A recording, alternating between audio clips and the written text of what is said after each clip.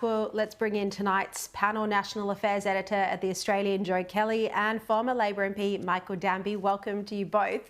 Look, in an 11th-hour move, Tanya Plibersek has withdrawn her contentious environmental laws from the Senate. This came after heavy opposition from the business sector. They were furious that Plibersek was considering doing a deal with the Greens.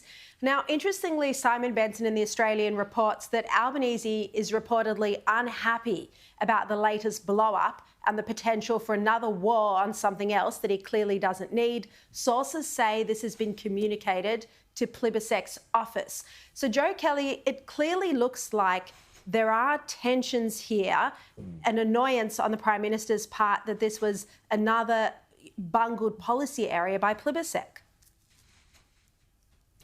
I think that's right, Sharri. I don't quite know what the Labor strategy is here.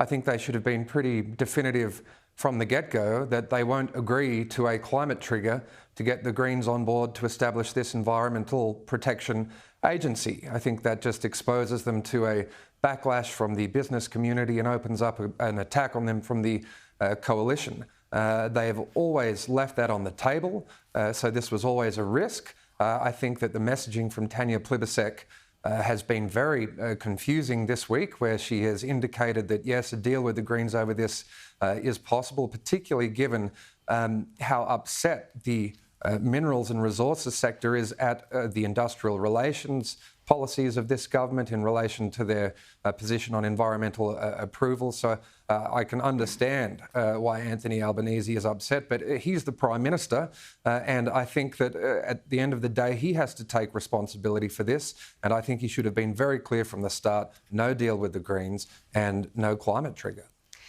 Michael Danby, I mean, you know all the players here very well. You were in Parliament for years and years and years. Do you think part of the issue that we're seeing with all of these cases that just blow up in Labor's face is that the Prime Minister isn't across the detail? He just leaves it to the ministers, and it's only when something erupts that he gets involved? Well, the mining sector provides so much of the revenue that we spend on our social programs. When BHP goes on the front page of the Australian and insists that it's spending its contribution to tax revenue is contributing 50% of the health budget, you know Albo's got a problem.